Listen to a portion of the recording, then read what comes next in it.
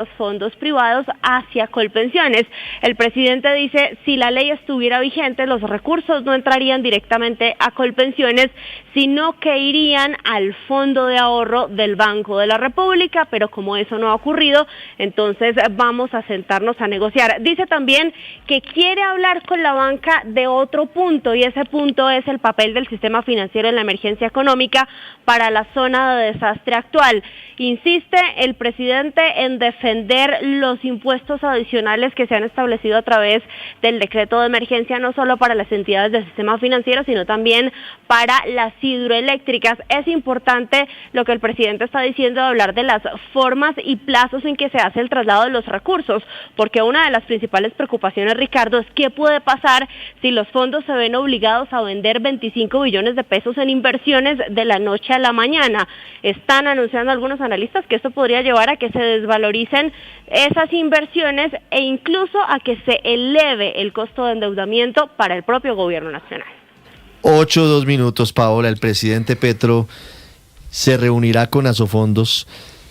Al final, sin reconocerlo, termina admitiendo que eso podría terminar siendo un salto al vacío. Entonces, que la culpa es de la prensa, que la culpa es de los otros. No, eso dice el decreto. Le salimos a deber. Eso dice el decreto, sí. ¿No? El borrador de decreto. Sí, pero claro.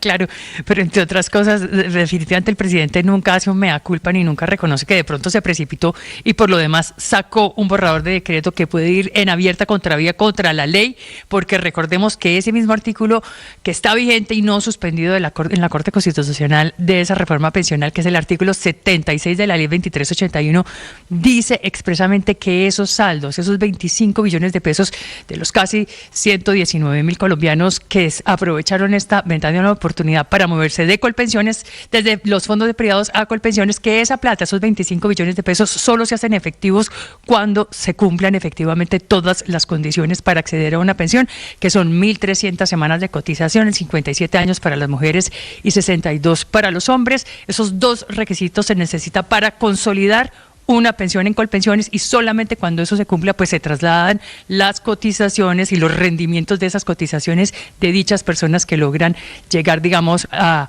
su momento de jubilación y de pensión. Entonces el presidente pues trata ahora, como creo yo, de tratar de desembarrarla diciendo que por culpa de la prensa y por culpa de los gremios económicos que están en campaña, ahora sí se va a sentar con Protección, con Escandia, con Colfondos y con, me falta uno de los cuatro grandes fondos. Porvenir, Protección. Porvenir. Más de menos, claro, Porvenir, Luis Carlos Sarmiento, Organización Sarmiento. Y Porvenir, pero Paola, se va a sentar entonces con ellos. Pues esperemos a ver en qué termina eso, porque lo cierto es que parece abiertamente ilegal lo que quieren hacer con ese borrador de Víctor. Pero es que así se sienten, Ricardo. Yo no creo que puedan llegar a un acuerdo para trasladar esos recursos, porque es que la ley lo dice claramente. Se puede trasladar la gente en el marco de esta ventana que se abrió por la reforma pensional y que la Corte Constitucional permitió, declaró exequible ese artículo. La ley dice, la gente se puede trasladar, pero los recursos se mantienen en los fondos privados de pensiones hasta que ese afiliado obtenga las condiciones y los requisitos para pensionarse. Así, por más que se sienten, no creo que se pueda hacer algo distinto. Pero Ricardo, una cosita, me llama la atención de este trino del presidente Petro, una partecita que dice lo siguiente: sé que pueden haber problemas de liquidez de corto plazo en los fondos privados y por eso discutiremos las formas de pago y plazos para evitar choques financieros innecesarios. Es que ayer se sacudió la bolsa, se sacudieron los mercados, Ricardo, sí, y señor. Dicen muchos analistas, en buena parte por este tema del traslado pensional que afectaría al propio gobierno, porque se siguieron elevando las tasas de interés de la deuda pública, es decir, más costoso el financiamiento para el propio gobierno nacional, por muchas razones, pero en parte también por este tema del traslado obligatorio que quiere el gobierno de esos recursos pensionales, porque eso se provocaría una liquidación masiva de títulos de deuda de la nación, presionando hacia la baja los precios y elevando aún más las tasas de interés. Eso ocurrió en la jornada anterior y seguramente entonces el gobierno está recibiendo, sí, seguramente desde el equipo económico del gobierno le están diciendo, presidente, se nos está subiendo la tasa de la deuda y pues claro, aquí los inversionistas nos dicen que esto es en parte por muchas de las decisiones que estamos tomando. Ahí está Víctor, la bolita. Se subió a 14, ¿no? Este trino claro, del presidente 14%. Petro se subió subió tiene, a 14 los interés. Tiene que ver con por encima de la crisis financiera del año fiscales. 2008. Esto, para que la gente lo entienda, Luis Ernesto, es que estamos pagando tasas de interés altísimas por nuestros propios procesos de endeudamiento, y este tema del traslado pensional no es sacar, Ricardo, Grosso, una plata de un lado a otro lado, pero sino que en la mitad hay Ricardo, que hacer operaciones en los mercados que nos afectan a nosotros mismos. Ya voy a saludar a la ministra de Comercio que está con nosotros en línea. Al interior del gobierno, déjeme decirle, como diría un amigo, eso ni yo, que estoy endeudado hasta las medias, que me prestan al 10%, imagínese, al 14% la tasa. Imagínese. Pero Ricardo, esto lo que indica es que al interior del gobierno hay disenso. El superintendente financiero Ferrari, que ha sido muy responsable, que tiene diálogo permanente con todos los actores del sistema financiero, ha logrado consensos y ha mantenido, digamos, el mundo de los mercados en calma. Pero cuando se meten otros integrantes del gobierno en la Dirección de Crédito Público, Ministerio de Hacienda, pues terminan generando este tipo de conflictos y de traumas. Y como ayer mismo los notificó el mercado, que si se ponen a jugar con el tema financiero, los que van a terminar pagando los platos rotos son el mismo gobierno vía tasas de interés, inmediatamente decidieron sentarse a dialogar. 8-7 minutos. Estás escuchando Blue Radio. Faltan 104 días para la Copa del Mundo.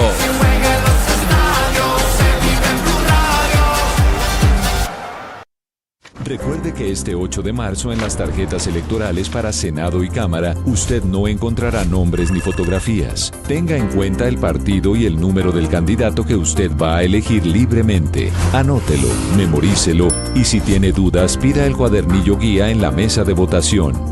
Vote seguro, vote informado y dele un voto de confianza al proceso electoral. Una campaña de Blue y de la Registraduría Nacional del Estado Civil.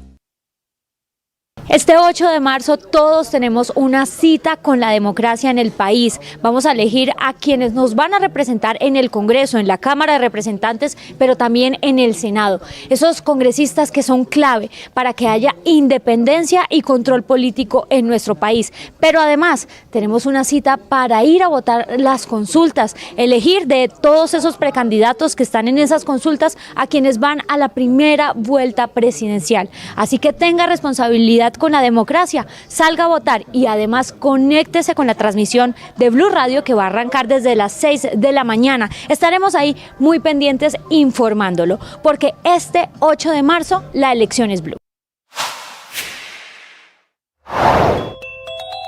En la lona y perdiendo por nocaut, empresarios, comerciantes, hombres y mujeres de negocios que le venden productos al Ecuador, país vecino que desde este domingo 1 de marzo sube del 30 al 50% el arancel a los productos colombianos, en medio de lo que el vecino llama supuestamente El gobierno de Daniel Noboa, presidente de Ecuador, argumenta que se rompió la comunicación con el gobierno del presidente Petro como justificación para profundizar la guerra de aranceles contra productos colombianos, que según dijo desde el próximo domingo aumentarán los aranceles del 30% al 50%. Doña Marcela Peña. Ricardo, y es que en menos de 2 meses Colombia y Ecuador pasaron de socios comerciales con exportaciones para Colombia por unos 1.800 millones de dólares anuales a un escenario en el que la relación comercial podría volverse prácticamente inviable. Hay preocupación en ambos lados de la frontera por el hecho de que ahora ya no serán del 30, sino del 50% los aranceles que Ecuador le impone a la compra de productos colombianos. Le voy a dar un ejemplo de esas preocupaciones. La Cámara de Empresarios del Ecuador y la ANDI han emitido un comunicado conjunto en el que le advierten al gobierno de Colombia y también al gobierno de Ecuador que lo único que están haciendo aquí es afectar la economía formal y propiciar probablemente la economía ilegal y el contrabando. Dicen, señores, ya es hora de que ustedes se sienten y piensen en el beneficio de ambas naciones. Por su parte, el presidente de la Cámara Ecuatoriano-Colombiana de Comercio e Industria, Freddy Ceballos, asegura que aquí nadie está ganando, las pérdidas son inmensas, la preocupación al interior de las compañías también.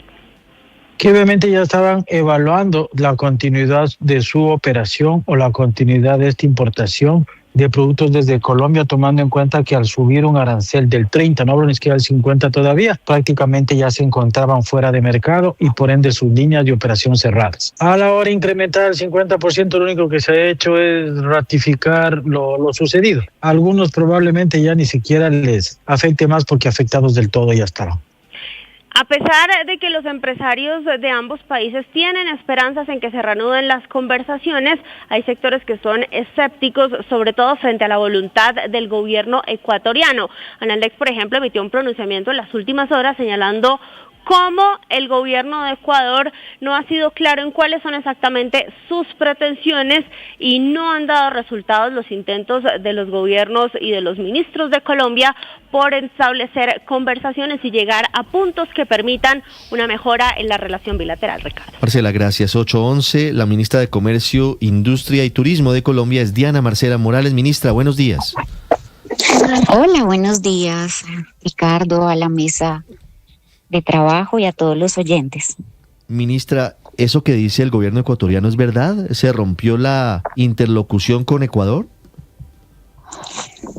Bueno, nosotros hemos tenido una interlocución permanente de parte del gobierno nacional. La vocera de las conversaciones ha sido la ministra de Relaciones Exteriores, por supuesto articulada con todo el equipo, con el Ministerio de Defensa, el Ministerio también de Minas y Energía, el Ministerio de Comercio, Industria y Turismo.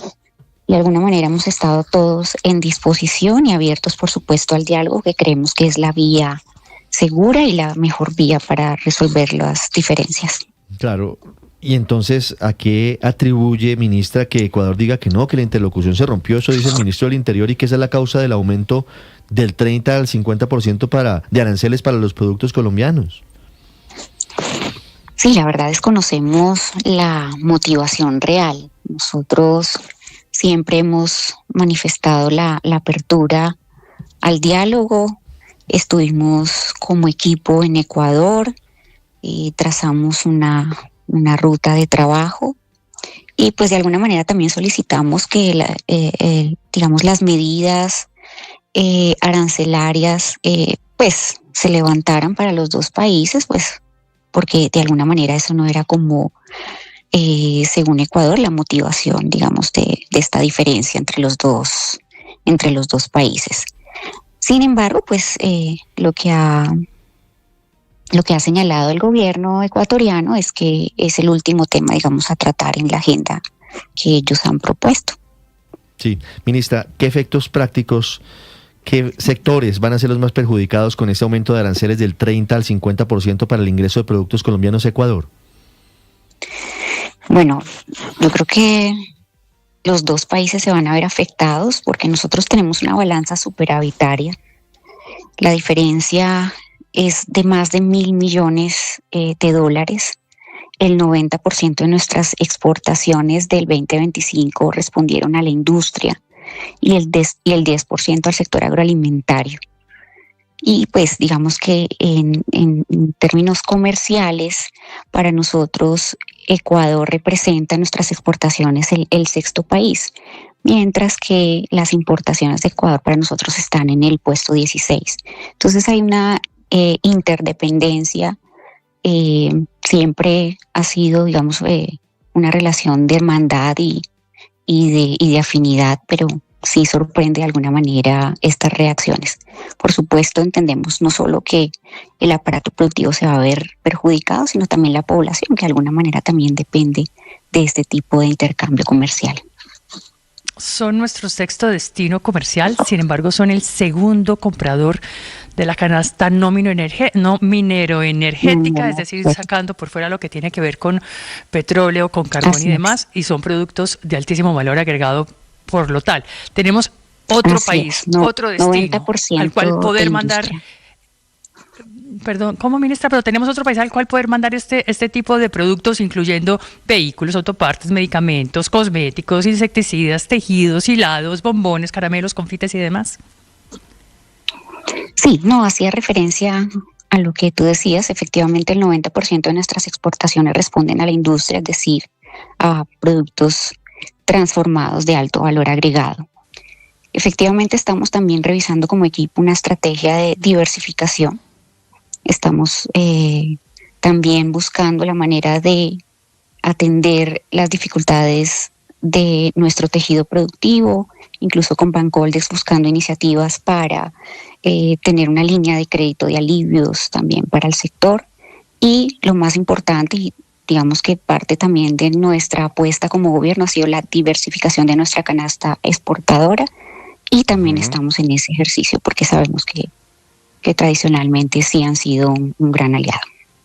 Ministra, en esta oportunidad Colombia va a volver a responder, como se dice coloquialmente, ojo por ojo, diente por diente. ¿Piensa usted subir el arancel que ya tiene del 30% a 73 subpartidas que vienen del Ecuador al 50%?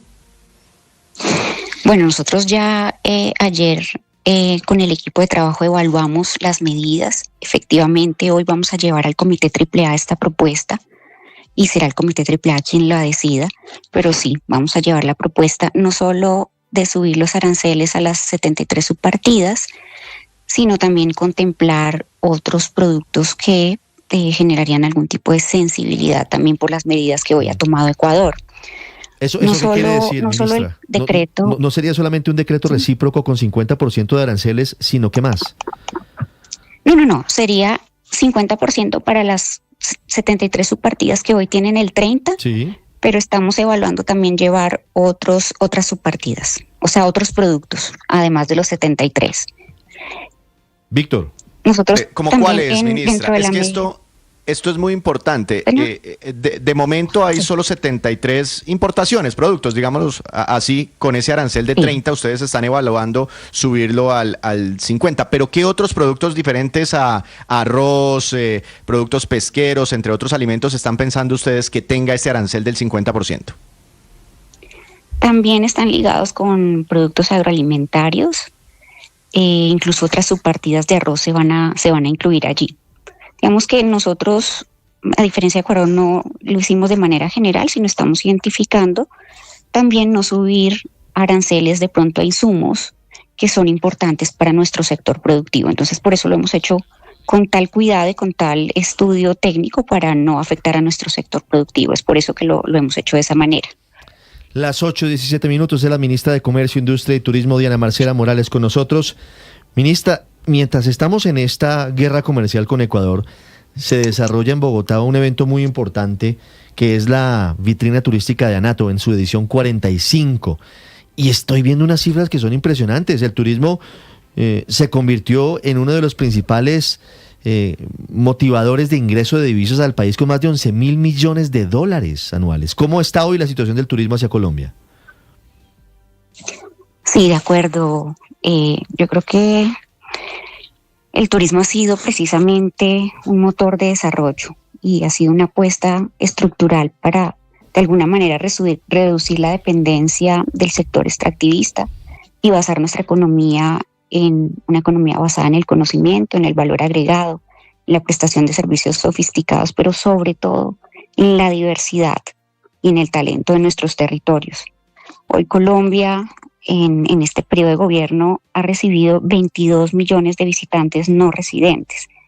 Y eso representa de alguna manera un crecimiento del 134% frente al gobierno anterior y el 90% más que en 2 gobiernos anteriores.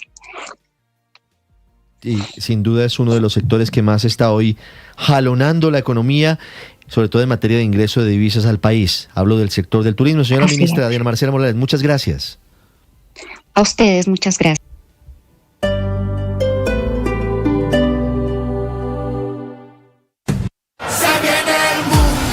Faltan 104 días para la Copa del Mundo.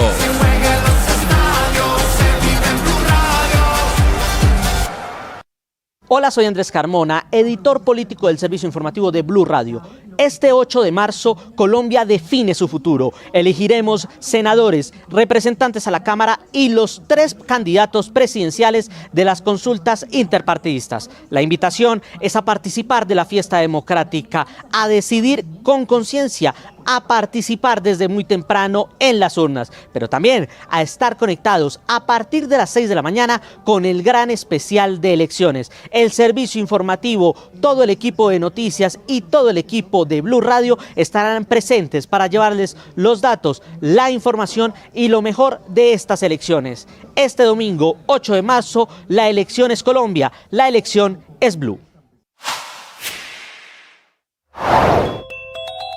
En la lona y perdiendo por nocaut, empresarios, comerciantes, hombres y mujeres de negocios que le venden productos al Ecuador, país vecino que desde este domingo 1 de marzo sube del 30 al 50% el arancel a los productos colombianos, en medio de lo que el vecino llama supuestamente tasa de seguridad por la falta de acciones en la lucha contra el narcotráfico y el crimen organizado en la frontera. Tasa de seguridad, un eufemismo que ha desatado toda una señora guerra comercial entre ambos países, con Colombia hace 3 días nomás, es decir, el martes de esta semana, comenzando a cobrarle al Ecuador un 30% para 73 subpartidas de bienes agrícolas, alimenticios e industriales. Una decisión que, sin embargo, horas después termina en este último capítulo de esta guerra comercial, con el gobierno de Rafael Noboa subiendo hasta el 50% los aranceles a los productos colombianos y tras suspenderse además el diálogo con el gobierno de Gustavo Petro, según lo dicho al canal de televisión Ecuavisa por parte del ministro de la Producción y Comercio Exterior del Ecuador, Luis Alberto Jaramillo.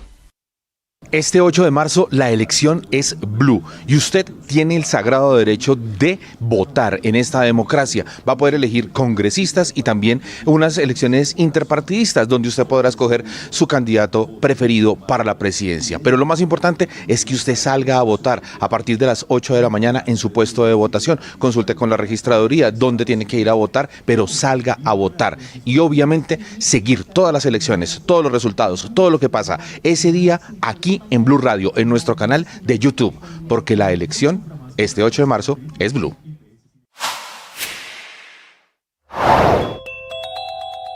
Las autoridades confirmaron la aparición de la candidata a la circunscripción transitoria especial de paz por el Alto Patía y Norte del Cauca, Ana Livia Huetío, quien estaba desaparecida desde el pasado miércoles. El gobernador del Cauca, Jorge Octavio Guzmán. Una vez tuvimos información, se activó todo el protocolo y nos están manifestando de que la persona candidata por la Cámara Especial de Paz ya se encuentra de regreso.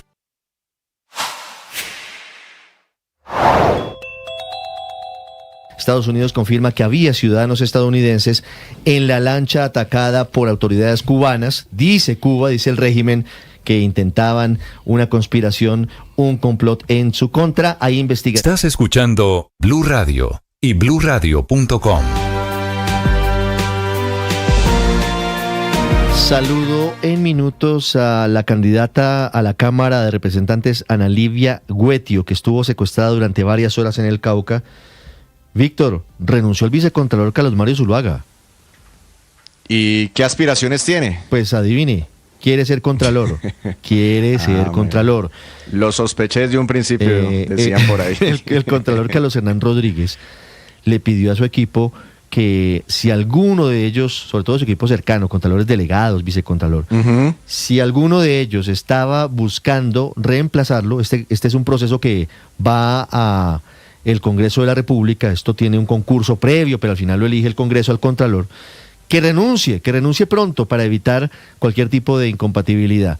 El único que alzó la mano hasta ahora es el vicecontralor Carlos Mario Zuluaga, que se va el próximo 30 de marzo del cargo. Ya hay reemplazo, será Carlos Silgado, Héctor, que es un hombre cercano al contralor Carlos Hernán Rodríguez.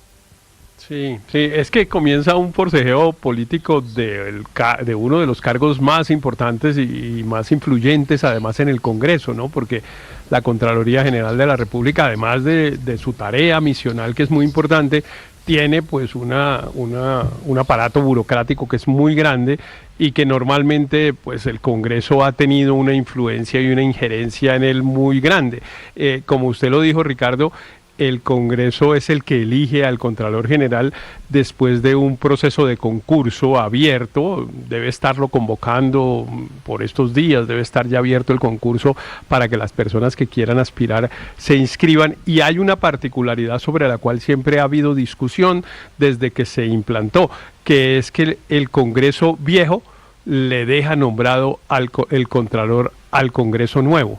Entonces, por eso es que se anticipa este procedimiento, porque tendría que hacerse antes del 20 de junio la elección del Contralor, que comienza su periodo simultáneamente con el presidente de la República, porque así dice la Constitución. Sí, pero hay algo interesante, Luis Ernesto, y es que el nuevo Contralor es elegido muy seguramente con la votación del nuevo Congreso, sin duda, porque está ejerciendo el viejo Congreso, pero ya sabremos cómo queda configurado el que se posesiona el 20 de julio, y si no apuran las cosas, el Congreso saliente elige Contralor sabiendo quién va a ser el presidente de la República. No, es que generalmente es así tal como lo acabas de escribir, y es siempre se sabe cuál es el nuevo presidente de la República para la elección del Contralor y lo elige el nuevo Congreso, es decir, los congresistas que se posesionen el 20 de julio, que se eligen en un par de semanas. Ellas y esas nuevas mayorías del nuevo gobierno serán las que elijan nuevo Contralor, y por eso los que hacen cuentas alegres tratando de configurar mayorías en este Congreso se quedan viendo un chispero. Recuerde usted, hace 4 años, el que llamaban el Pollo, que era el exdirector del DNP, era el candidato prácticamente virtualmente elegido, y finalmente, como cambiaron las mayorías del Congreso, pues cambió todo y terminó elegido el actual Contralor Carlos Hernán. Así es, 8:26 minutos. Interesante movida política en torno a esto. Ricardo, Álvaro, cuénteme. Imagínese que el próximo Contralor pues no fuera de la estatura, pero sí siguiera la línea de Carlos Lleras, que fue Contralor a mitad del siglo pasado. Imagínense que las CIAs, Contraloría, Procuraduría, Registraduría, Defensoría del Pueblo, Fiscalía, estuvieran en manos de los servidores públicos más probos del país, más independientes. Imagínense qué país sería este tan distinto, que esos personajes realmente representaran, como dice la Constitución, a la sociedad y de verdad vigilaran a los políticos y no fuera al revés. Porque la explicación para que los políticos quieran nombrarlos es para que les tapen sus delitos fiscales, sus problemas electorales, sus problemas penales, sus problemas disciplinarios, de ellos o de sus maquinarias. También, ¿no? El día que este país cambie eso, será distinto. Y por lo menos deberíamos tratar de que así fuera. Tiene que haber, imagínense, servidores civiles probos, independientes, que la ciudadanía se sienta orgulloso de ellos y no que les tengan miedo porque llegan allá al tapen. 8:28 minutos. Pero también para taparles no solo a los políticos, sí, pero además para taparle a los gobiernos. Frente a un tema es que no se puede, uno, generalizar, y dos, pues yo creo que no es una buena idea coger de saco de boxeo a las instituciones simplemente apelando a que todas son politiqueras y políticas, que sí lo son un poco. 8:28 minutos, Aurelio. Pero el vicecontralor Zuluaga sí se va con una deuda, por lo menos conmigo. Porque usted recuerda que aquí el vicecontralor Zuluaga salió medio a echarle la bendición al famoso préstamo directo de $6.000 millones a más del 13% que hizo el gobierno. Aquí salió y dijo, no, lo que pasa es que eso sí está dentro del marco financiero, y le echó la bendición. Y hoy estamos viendo que Colombia, que ya le puso un piso del 13 y pico % al endeudamiento, está contratando deuda al descomunal, agiotista y especulativa tasa de interés del 14%. Y el doctor Zuluaga se nos va a ir tranquilo. Yo sí quisiera que el doctor Zuluaga se fuera dejándonos el informe sobre todas las realidades de ese préstamo de $6.000 millones, de $23.000 millones de pesos, de 23.000 billones de pesos, que 23 billones billones de pesos que contrajo el gobierno, y el vicecontralor Zuluaga se nos va a ir habiéndole echado la bendición. 8:29 Me parece minutos. Que arrancó mal su candidatura de esa manera. 8:29 minutos. Aquí hay una discusión política porque en teoría al contralor nuevo lo elige el Congreso saliente, pero en oportunidades como hace 4 años lo terminó eligiendo el nuevo Congreso. Y ese nuevo Congreso devolvió la terna que le había dejado el Congreso anterior por temas de paridad de género. 8:30 minutos, vamos al departamento del Cauca. Saludo a Analivia Guetio, líder indígena candidata a la Cámara por las circunscripciones especiales de paz por el Alto Patía y el norte del Cauca, que había sido secuestrada en las últimas horas. Por fortuna recuperó su libertad. Señora Guetio, buenos días. Un saludo ancestral de fuerza y resistencia a toda la audiencia de Blue Radio. Nos alegra que usted haya recuperado su libertad, señora Guetio. ¿Qué fue lo que pasó? ¿Qué grupo la mantuvo secuestrada? Bueno, yo diría más que qué grupo, muchas veces es, diríamos, la falta de responsabilidad, compromiso de los demás partidos políticos tradicionales, que hoy día las cámaras especiales de paz, que no vamos por un partido político, sino necto por organizaciones, somos afectados en las curules de paz, porque este fue el motivo por el cual pues yo pude ser retenida o secuestrada, como lo han mencionado las redes, pero más que todo es la falta de responsabilidad con el país, los partidos tradicionales. Otro, diría que también es los celos políticos y la no participación política de nosotros las mujeres. Vemos que en su mayoría en partidos tradicionales siempre son hombres y hombres. Cuando ven una mujer que quiere participar en la política, en su mayoría de veces hemos sido más afectadas con estas persecuciones. Sí, no le entiendo muy bien por qué culpa de su secuestro más a los partidos políticos tradicionales que al grupo criminal que la mantuvo secuestrada. Intento entenderlo, pero le repito la pregunta, señora Guetio. ¿Quién la mantuvo secuestrada? ¿Qué fue lo que pasó? Bueno, esto sucedió en el Tambo Cauca, sí. Allí pues ya los noticieros, los medios deben conocer el contexto de en cada zona maneja un grupo diferente, sí.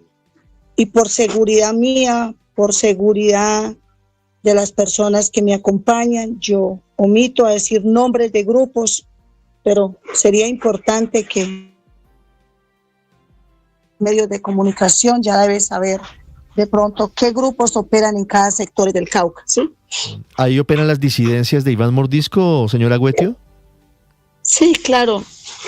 En la mayoría del Cauca ellos operan, pero pues también en ocasiones yo como lideresa que he venido trabajando años con víctimas, nunca me ha gustado andar mencionando qué grupos, porque eso en vez de disminuir el riesgo, le altera el riesgo a uno. Pero, ¿se identificaron cuando la secuestraron quiénes eran los que se la habían llevado?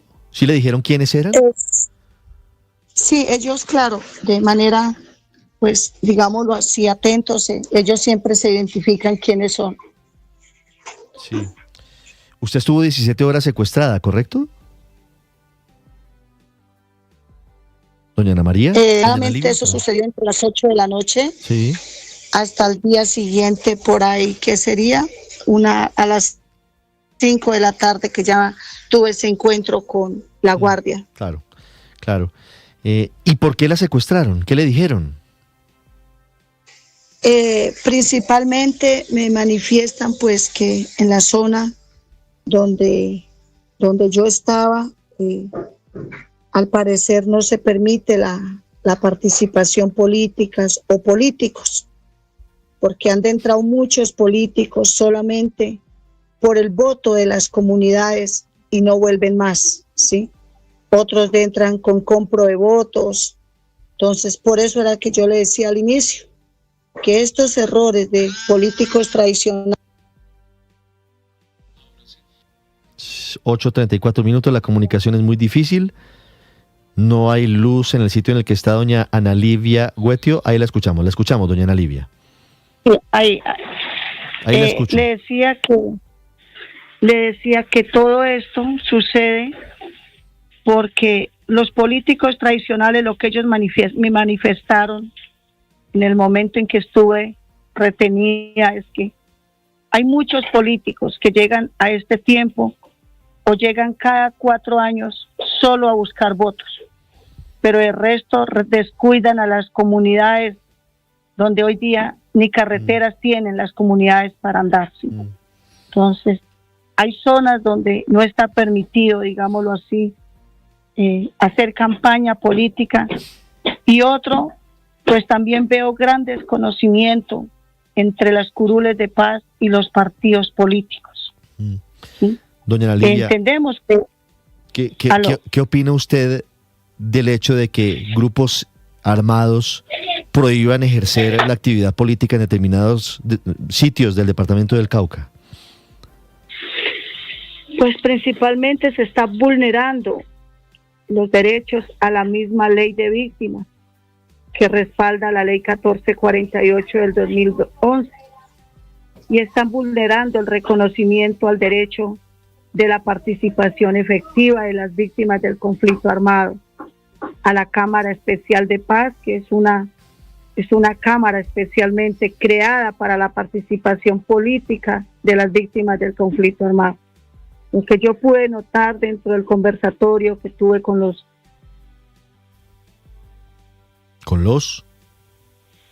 No hay conocimiento, sí. Dentro de esta ley de víctimas, al parecer, o dentro de esta participación, porque se confunde con partidos tradicionales. Cuando las curules de paz no vamos por un partido político. Pero doña Analivia, ahí le diría yo que tanto los partidos que usted llama tradicionales como quienes van al Congreso por las curules de víctimas tienen el mismo derecho de hacer política en cada rincón de Colombia. No tendría por qué ningún grupo armado prohibirle el paso a nadie para hacer política. No, ese derecho sí, uno sabe pues que es un derecho de todo colombiano, pero más que todo la prohibición es porque yo notaba que se desconocía que las curules de paz pues no vamos por un partido sino por organizaciones, porque ahí estaba como el descontento de los diferentes grupos que mandan en la zona, ¿sí? 8:37 minutos. Doña Analivia, una pregunta final. ¿Cómo la liberaron? ¿Qué le dijeron cuando al final terminó el secuestro? Pues principalmente la comunidad, la guardia, estuvieron muy pendientes, ¿sí? Porque créame que hoy hago un llamado a la Defensoría del Pueblo, a la Procuraduría, a la Contraloría. No había uno de ellos que se llame defensores y decir: Anita, aquí estoy. Una llamadita no se ha visto, es más, yo los he llamado, porque el carro en que íbamos se quedó allá en las montañas del Cauca. Sí. En este momento, pues el riesgo, de una u otra manera, uno por ser candidato continúa. Estoy con el hombre que siempre me acompaña, que es uno de enfoque diferencial, y hasta ahora ni la UNP, ni la Defensoría, ni la Procuraduría, caso omiso. Es más, yo los he llamado. Sí. Entonces, esta liberación más que todo lo hizo la Guardia. Sí, la Guardia, porque también quiero la Guardia Indígena. Un comunicado que dicen que fue la policía, que fue el ejército. No, con la única persona que yo me encontré fue con la Guardia Indígena, y con la Guardia estoy aquí en casita bajo protección de las comunidades. Eso nos alegra mucho. Doña Analivia, yo quiero hacerle una última pregunta y quiero escuchar su concepto claro frente a lo que pasó, porque no quiero que haya lugar a ninguna duda. ¿Usted cómo califica el secuestro del que usted fue víctima? Me explica bien la pregunta, que no le puedo comprender bien. Sí, se lo digo más claramente. No quiero que quede la impresión de que usted eventualmente está justificando las causas que la llevaron a usted a estar secuestrada. ¿Qué opina usted de lo que le pasó? Bueno, ¿qué opino yo? Principalmente esto puede ser una persecución política. Yo lo miro por allí. Opino de que pues la vulneración al derecho de la no participación de la mujer en elecciones de curules de paz, y pues, ¿qué más puedo decir?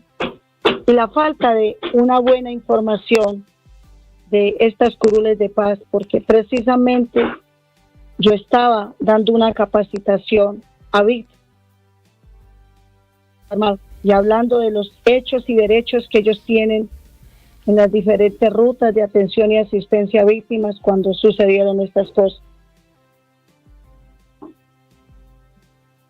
Sí, hago claridad, no estoy justificando ni defendiendo a nadie, pero también sé que estos medios son nacionales, públicos, pero también trato de ser muy cuidadosa con la información que doy, porque esto puede ponerme más en riesgo. Sí, discúlpeme que le he escuchado, le habla Silvia Carrasco, corresponsal de Blue Radio, que me llamó la atención que 2 veces ha mencionado que le objetaron su condición de mujer para ser candidata. ¿Cómo fue eso? Bueno, acá en el Cauca, las 16, somos 14 candidatos. Quiero explicar eso un poquito. 7 mujeres y 7 hombres. Pero dentro de todos, en este momento usted puede ver que la mayoría quien encabeza la lista son hombres. Acá en el Cauca soy de una de las listas, soy casi la única mujer que voy encabezando la lista de las curules de paz, ¿sí? Y inclusive yo tuve mucho inconveniente como mujer de poder quedar hasta poder participar a esta curul, ¿sí? Porque dupla que llegaba el hombre para mí, dupla que se iba. Inclusive tuve una persona que llegó ahí diciéndome que iba a ser dupla mía. Después me mintió que lo habían amenazado, que él no podía ser dupla mía. Y cuando a los pocos días lo vi, está en ese momento participando en la campaña. Desde ahí yo lo vi como una persecución política. Eso es dado porque, lo digo con respeto y autonomía, soy una de las mujeres que estoy a la Cámara Especial de Paz y que tengo una trayectoria de más de 6 años trabajando en las montañas del Cauca, claro, con las víctimas del conflicto armado. Señora Ana Livia, usted cuenta con esquema de seguridad, la Unidad Nacional de Protección. Señor. Que usted tiene esquema de seguridad y camioneta de la UNP. ¿Por qué razón? ¿Quién la tiene amenazada? ¿Quién ha querido atentar contra su vida en el pasado? Por esta misma razón política. Yo he recibido bastantes, diríamoslo así, amenazas que los tengo con prueba y ha sido persecución política. Sí, tengo las pruebas, tengo todo, esto lo tiene la fiscalía. Inclusive el carro que yo tengo no fue ganado porque la UNP me lo quiso dar. Ellos a mí me habían mandado con un chaleco y creo que era al principio un chaleco nomás, las medidas que siempre dan, y a mí me tocó entutelar y a través de una tutela ha sido ganado el carro que hoy día tengo doña para Ana Livia, ¿de dónde viene esa persecución política? De las curules de paz, periodo 2022, creo, sí. Desde ahí está. Pero ¿quién ejerce esa persecución, doña Ana Livia? Yo señalar por este medio y decirle tal persona me abstengo. Por seguridad mía, se lo digo. No lo puedo hacer. Lo entiendo. Porque pues no puedo. Esto me pone más en riesgo. Sí. ¿Usted va a seguir haciendo campaña faltando 9 días de las elecciones, doña Ana Livia? Claro. La comunidad Anahuetio, esta es, digámoslo así, un momento duro que no se puede desconocer, el daño psicológico, todo eso queda, pero hay que seguir con más fuerza, levantando la voz por las más de 10.000 millones de víctimas del conflicto armado que hay en el país. Y la única oportunidad que ellos tienen es que estas 16 curules lleguemos al Congreso a defender toda la implementación que hay en los acuerdos de paz para los PEDES que no se han cumplido y trabajar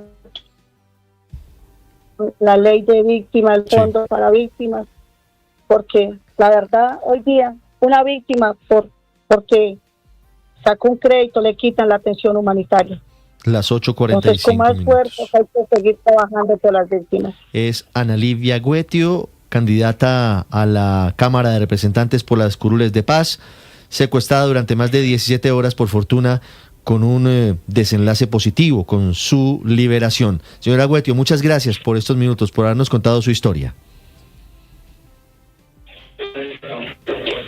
8:45, muy amable, que esté muy bien. Muchas gracias. La otra historia de secuestro y posterior liberación es la del candidato al Senado de la República por el Partido Conservador, Andrés Vázquez. Este hecho ocurrió en Pelaya, en el departamento del Cesar. Señor Vázquez, buenos días. Sí. Buenos días. Hola, buenos días. ¿Cómo está, señor Vázquez? Bien, gracias a Dios. ¿Cómo está de salud después del secuestro? Aquí al lado de mi familia. Pues todavía ni me he bañado, todavía voy subiendo aquí a Bucaramanga. Yo vivo en Bucaramanga, pero soy del departamento del Cesar. Y mi padre está en estos momentos en urgencia en la clínica alta complejidad, rogando a Dios que se pueda recuperar de toda esta situación tan difícil que no se la deseo a ningún colombiano. Por supuesto que no, nos alegra que usted haya recuperado su libertad. ¿Quién lo secuestró, señor Vázquez?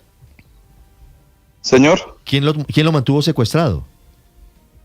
Las personas, fueron dos personas. La persona que me llevó a un lugar, que me colocó un arma, yo iba saliendo de mi casa, prendí el carro. Cuando perdí el carro a las 5:10 de la mañana, que iba para la emisora Buturama, se me acercó una persona y me dijo que no me iba a asesinar. Me colocó el arma y me dijo: no te voy a asesinar, súbete en la moto que vamos a hablar algo contigo y te traemos.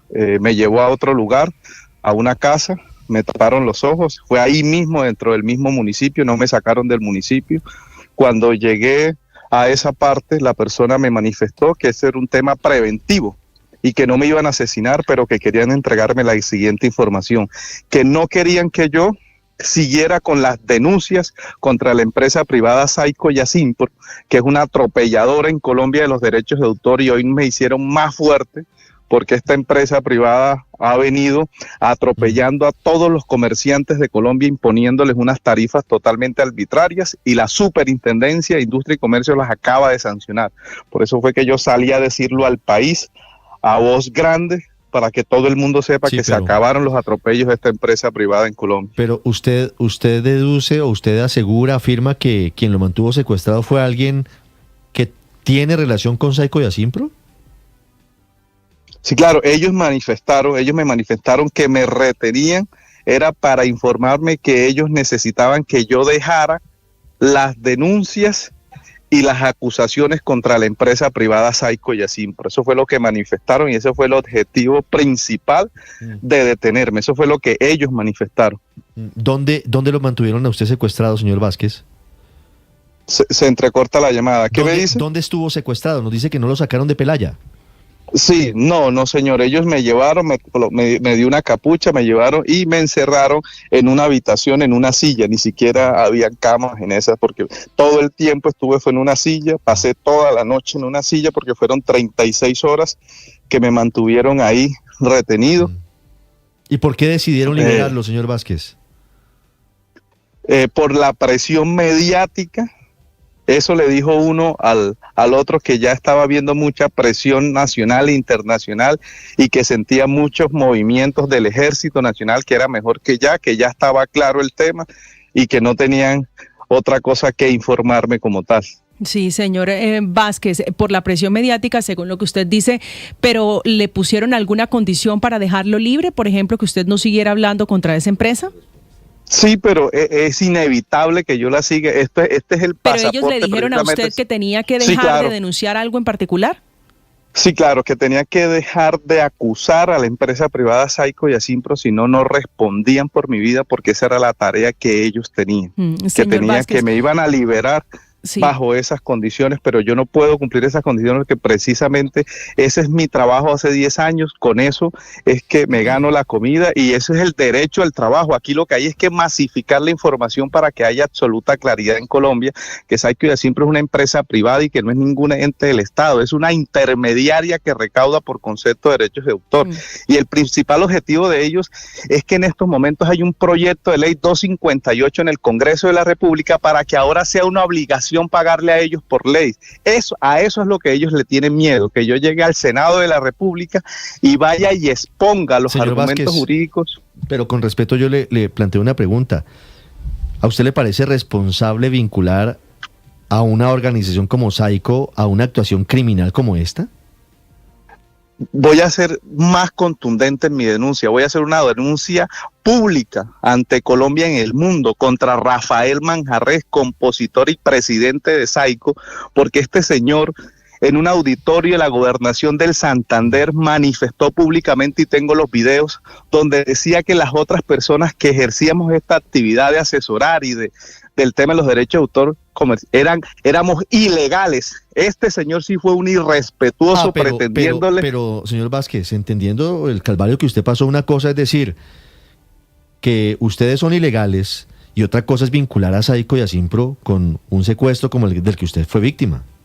Bueno, yo no lo estoy vinculando. Usted me pregunta que qué me dijeron los captores. Los captores me dijeron a mí que ellos lo único que pretendían, que eso era un tema preventivo para que yo no siguiera acusando a la empresa privada Saico y Asimpro, haciendo las denuncias que venía haciendo de ellos en todos los diferentes medios de comunicación. Que yo he venido haciendo un recorrido en todo el país denunciando los atropellos de la empresa privada Saico y Asimpro. Sí, señor, es así como usted lo interpreta. No. Es lo que usted nos está diciendo. Usted está diciendo que los secuestradores le dijeron que esto era por encargo de Saico y Asimpro. Es correcto, y lo ratifico. Los secuestradores me dijeron que me tenían retenido, era por un tema preventivo y que no querían que yo siguiera en las denuncias contra Saico y Asimpro en Colombia. Señor Vázquez, le agradezco mucho estos minutos y me alegra que haya recuperado su libertad. Sí, señor. Muchas gracias a todos y la verdad estoy muy agradecido con la prensa y con el Ejército Nacional. 8:52 minutos, una situación compleja, Luis Ernesto, a pocos días de elecciones. Los dos casos, por supuesto en general, pero en particular lo que está pasando con las curules de paz, con el caso de Ana Livia Guetio, que nos muestra la forma en la que terminó fracasando una de las banderas del gobierno del presidente Gustavo Petro. Ricardo, es que lo de la candidata de las curules de paz realmente es una enorme paradoja y símbolo de la falta de compromiso de este gobierno y del anterior gobierno con la implementación del acuerdo de paz. Esas curules de paz se formaron justamente y se crearon justamente para que territorios que habían estado golpeados por el conflicto tuvieran una representación adicional en la Cámara de Representantes, y que ahora las curules de paz estén tomadas por la violencia es realmente pues paradójico y doloroso. No hay explicación, y muy preocupante también esta denuncia que hace el señor Vázquez, en principio, que cualquier bandolero, cualquier persona con algo de capacidad de intimidación, con una pistola, esté tratando de intervenir en el proceso democrático de esta manera.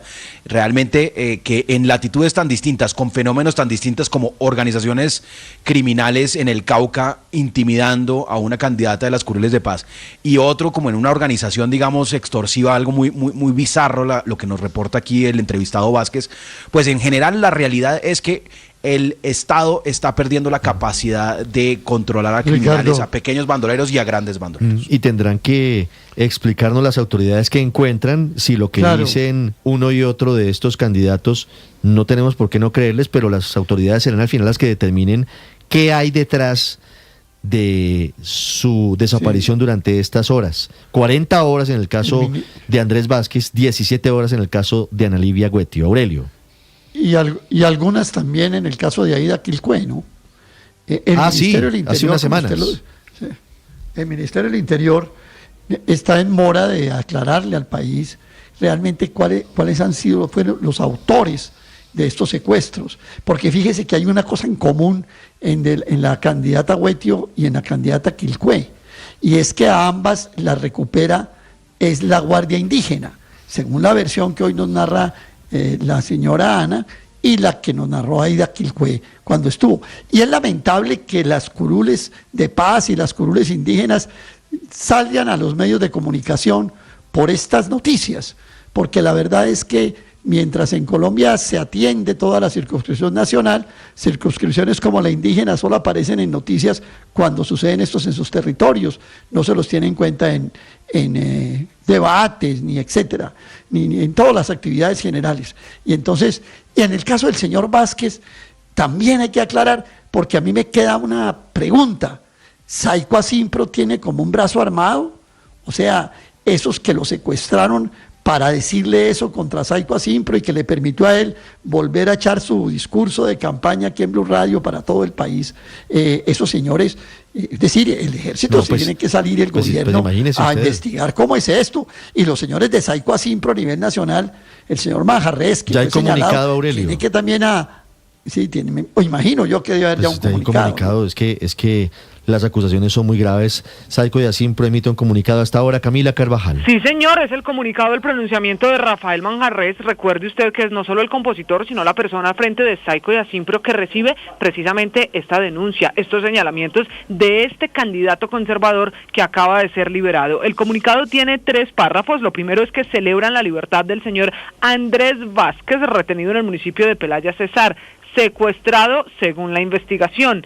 Sin embargo, abro comillas, la organización Saico y Asimpro recrimina la insinuación capciosa que hace el señor Vázquez mencionando esta institución, lo cual rechazamos de plano porque como ciudadanos de bien es en los estrados judiciales en donde hemos venido enfrentando la labor delictiva que adelanta el señor Vázquez, trabajando para empresas de dudosa reputación, apropiándose de los derechos de autores con maniobras amañadas. Reiteramos que nada tiene que ver Saico y Asimpro con el hecho registrado en este candidato, y todo apunta, para terminar, a un posible montaje, simulacro o autosecuestro, cierro comillas. Lo que muestra aquí, Ricardo, es que este episodio, el ocurrido precisamente en el departamento de Cesar, está despertando una pelea que es vieja, que viene de atrás entre el candidato y Saico y Asimpro.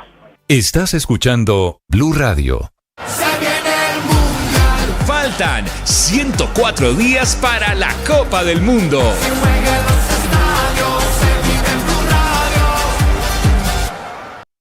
Este 8 de marzo celebramos las elecciones en Colombia, elecciones legislativas, y tu elección es de Blue. Desde las 6 de la mañana, programación especial en Blue Radio y @BlueRadioCo. Hora a hora, la información desde la registraduría, también los puestos de votación, y todo estará aquí en Blue Radio. Desde las 4 de la tarde, Néstor Morales con su equipo de trabajo y los resultados. Este 8 de marzo, la elección es de Blue. Aquí en @BlueRadioCo. Suscríbete a nuestro canal para que tengas una mejor experiencia con nuestros contenidos y con estas elecciones.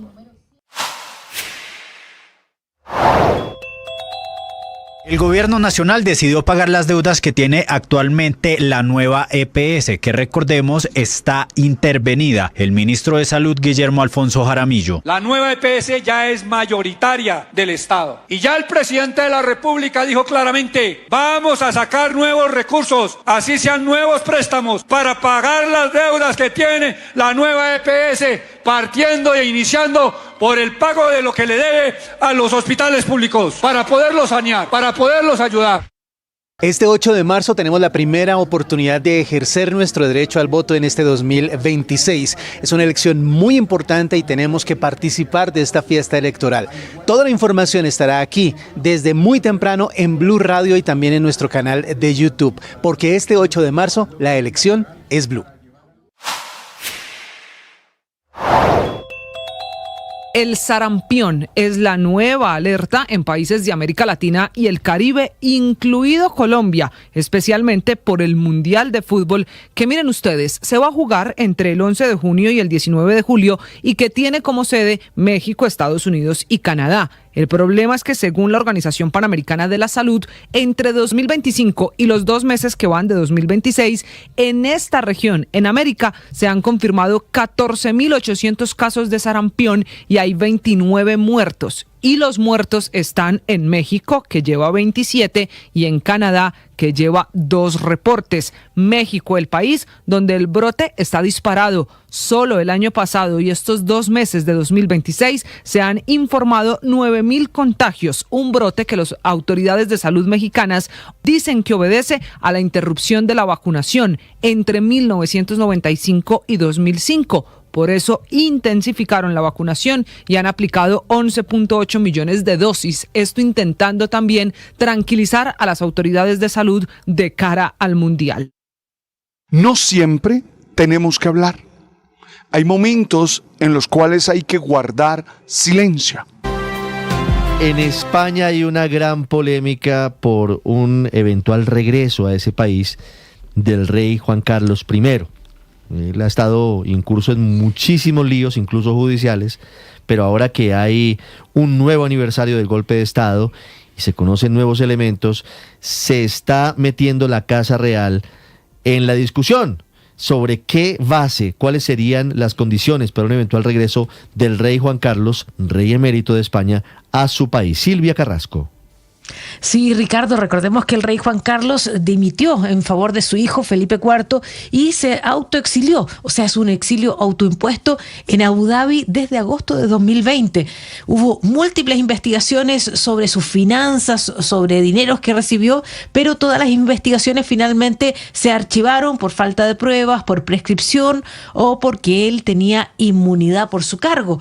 Y por lo tanto, llamó mucho la atención que esta semana, cuando se cumplían los 45 años del intento de golpe de Estado en España, el presidente del gobierno lo que hizo fue desclasificar papeles sobre el golpe de Estado, pero la oposición dijo que en vez de estar desclasificando papeles, que mejor porque no permitía el regreso de Juan Carlos I a residir en España, que había sido